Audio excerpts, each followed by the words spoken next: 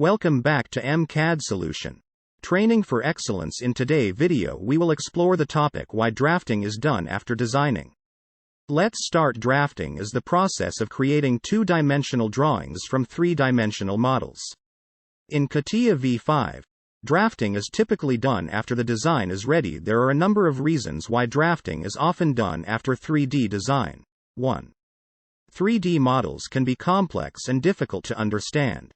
Drawings can provide a simpler and more concise way to communicate the design to others, such as manufacturers, contractors, and other stakeholders.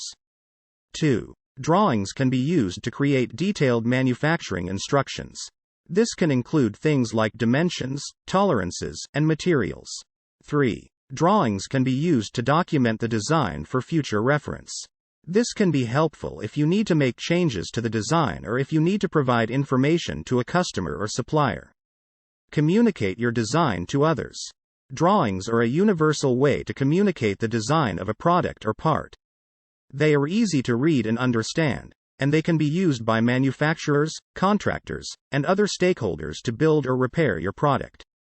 Create detailed manufacturing instructions. Drawings can be used to provide detailed instructions on how to manufacture your product.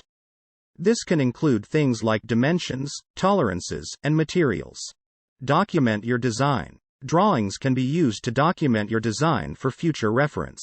This can be helpful if you need to make changes to your design or if you need to provide information to a customer or supplier. Overall, drafting is an important part of the design process. By drafting your designs in CATIA V5, you can communicate your designs to others, create detailed manufacturing instructions, and document your designs for future reference. Thank for watching. For more videos on mechanical design, don't forget to click on bell icon, like, subscribe, comment, share. Also visit our website www.mcadsolution.com.